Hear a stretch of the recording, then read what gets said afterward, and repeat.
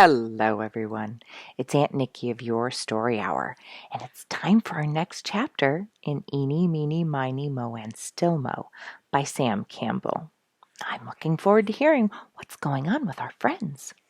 This one is chapter 22 called Lessons from a Dragonfly. Sometimes summer sends little hot days ahead while it is still springtime, like scouts to see where the sizzling season will settle. It seems to me that never is heat felt more than on one of those prematurely torrid days. People generally think of the woods as cool. While I have never known a real warm night in the forest, there have been days that tempt the temper of anyone not particularly adept at hot weather living. The forest slows down all breezes, whether hot or cold, and while one does not object if the winter winds reduce their pace and their chill, we generally like every bit of a summer breeze can give. I have been on trails and portages in the forest where it seems to me that if it were 1 degree hotter, I would be perfectly broiled. A south wind brought along a couple of hot days while Duke was with us, and placed them fairly in our laps. Duke chided us a little when we mentioned the heat. He said that they went skating at such temperatures down in the South Pacific, but I noticed his journeys into the woods were brief those 2 days. He returned early enough to take a swim in the lake, the waters of which still held some of winter's chill. But Duke couldn't keep away from problems. When he stepped into the water at the edge of the island, something struck him at the legs halfway between the ankle and the knee. Now there is nothing more difficult to endure than to encounter something alive, anything under the water. There is no way to figure out what it is, and imagination at once pictures the thing to be at least a baby sea serpent. I remember once when I was wading in an Illinois river, I stepped on an eel. It squirmed out from under my foot, only wanting to get away, but it threw me close to hysterics. I should have known what it was, having caught eels and handled them on many occasions, but I couldn't see this one, and all I knew was that something in the depths of the cloudy water was something that wiggled, squirmed, and felt as big as a fire hose. I left the water so suddenly, those who saw me swore there was a water spout where I came out. Duke had about the same sensation and the same reaction. Something alive and very slick bumped against his shin bones. As far as he was concerned, it felt in size somewhere between a muskellunge and a submarine. Duke didn't run out. He started an Australian crawl that cut a trench through the water at about 50 yards. There he trod about, calling wildly to me. I was in my bathing suit and went running, afraid something had happened to him. "There is a low-down alligator right here by the shore, and the so-and-so bit me," he yelled. "Nothing bit you but your imagination," I said, without the least bit of sympathy. I knew there was no alligators in our lake unless nature had gone completely crazy, and better still, there were no eels here. So, glad to appear brave before a soldier, I stepped boldly into the water and began wading out. I had taken only a few steps to where I was waist deep when something struck me about the knees. It was alive, slick, and it wiggled. Immediately I joined Duke. I think I even beat his time a little. There we both trod water, yelling for Giny. Giny refused to be excited. "You're just trying to frighten me," she said, and added, "You are not going to do it." She was ready for a swim, too, and sat on the little pier we had built there, letting her feet get accustomed to the water. Suddenly she let out a screech and jerked her feet up on the pier. Something alive and slick had struck her feet. Duke and I swam in. The unseen demon struck us both, and we were waiting. I never had anything that didn't hurt at all hurt as much as that thing does, giggled Duke as he climbed up on the little pier. There the three of us stared into the water. That didn't reveal a thing. Duke wished he had a depth bomb. But as the water quieted down from the disturbance we had made, I discovered the very harmless cause of all this excitement. Very near shore I saw a little swirling motion. Looking more closely, I could see a small fish, a rock bass, just under the surface in the shallows. Its tail fanning slowly back and forth. Beneath it, in among some pebbles, was the cause of great concern. There was a deposit of eggs. To hatch them, the fish must keep the water about them in circulation constantly. I had known of the ferocity of a largemouth bass at spawning time, but never had I seen this little fellow carry on that way. We tested the creature now that we had made the discovery which removed our fear. Duke stuck his foot in the water, and instantly the fish darted for it. It could not bite, but it certainly hit hard, striking again and again. "Come on," said Giny, leading the way down the shore. "It won't hurt us one bit to let that nursery alone and go swimming someplace else." Duke hadn't gone far, though, until something else caught his attention. "Hey, what's going on here?" he called. "What kind of a contraption is this?" He was kneeling beside a hemlock tree, watching a beetle-like creature climbing up the bark. Duke had seen him come out of the water, crawl across a bit of ground, and then started up the tree. If you have had enough of a swim, let's watch him, Duke," I said, noting what it was. "You'll see something mighty interesting." Duke had come across a dragonfly in its larvae stage. We hurriedly slipped on our robes, obtaining a watch and a magnifying glass, and returned to observe one event in the life of this strange little insect.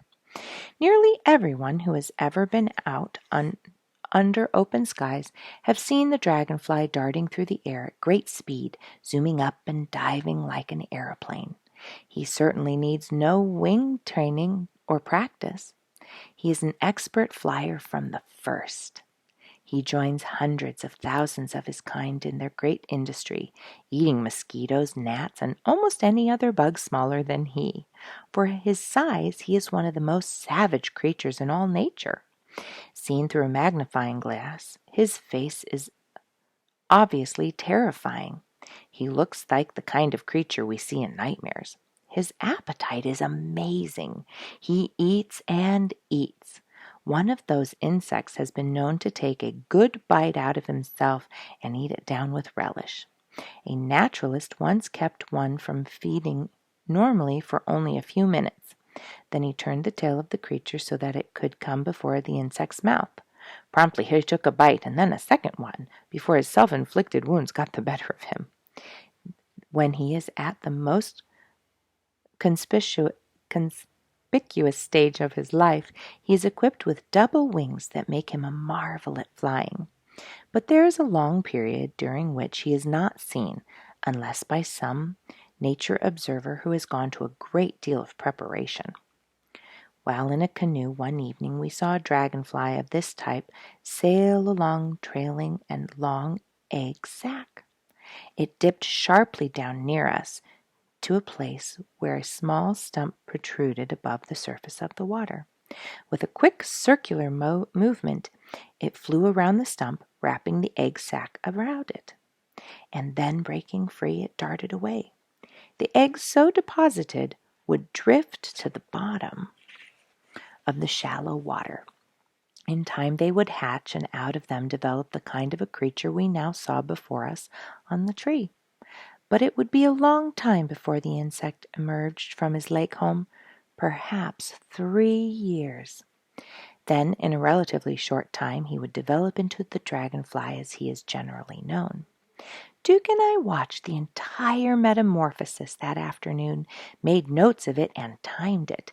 It was hard to believe that the dull and rather unattractive beetle-like creature before us would ever evolve into a beautiful winged insect. But even as we spoke of this, the change began. He commenced expanding, growing, developing about the head and shoulders. The legs on which he had crawled out of the water were rigid, with stiff little claws firmly fixed in the bark of the tree, while the head pointed upward. Then the old shell began to split down the back, and the new form of the creature came boiling out, as Duke said. It bent over backwards until the new head touched the old tail.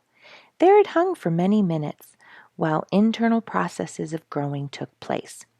Duke and I looked at the odd creature through our magnifying glass. We noted pulsing action about the throat and in the abdomen. 2 white threads still bound him to the old shell, supporting him while his orderly evolution took place. "Duke," I said, "do you realize what a startling change is coming into the life of that little insect? He didn't see much of the world during the 3 years he lived at the bottom of this lake. He fed on tiny organisms. All about him was darkness and gloom. He was like people who let themselves dwell in the depths of selfish thinking. And now he is going to have wings. He is going to rise up and really see things." "I guess he hears what you are saying," commented Duke.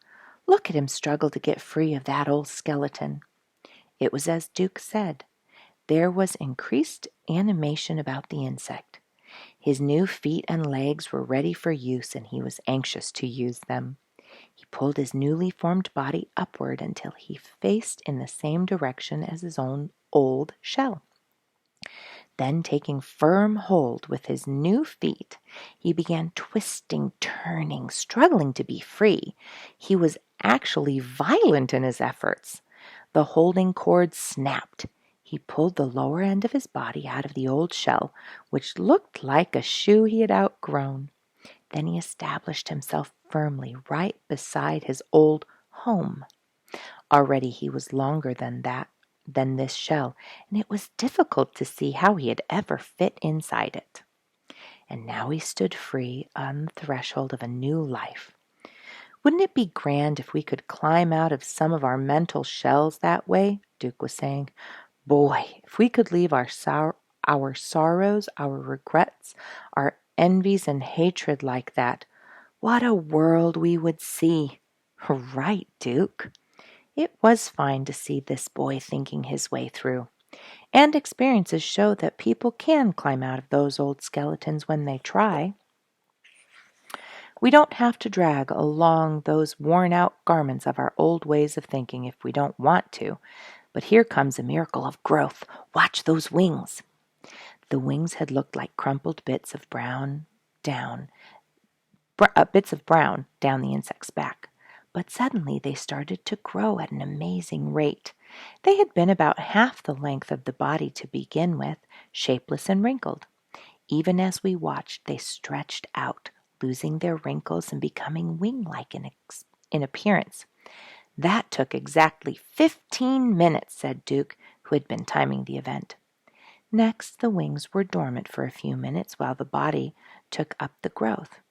It was in well-marked segments, and those began to expand, like an accordion, as Duke suggested. In 30 minutes, the body was bigger than the wings and a 1/4 inch thick.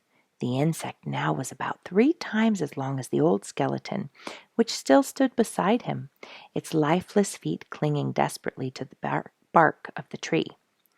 Now there was more action in the wings. As yet, they were lengthwise over the back, but they would not stay in that position long. They began moving a little as the insect discovered he had the strength to operate them. Then suddenly, at a single move, he raised the wings until they were at right angles to his body. Here they were ready for flight. Never again would they come to position over his back. He resembled now the fast-flying types of airplanes. In substance, the wings were marvelously delicate and beautiful. They were perfectly transparent and were constantly reflecting little darts of light from the sun.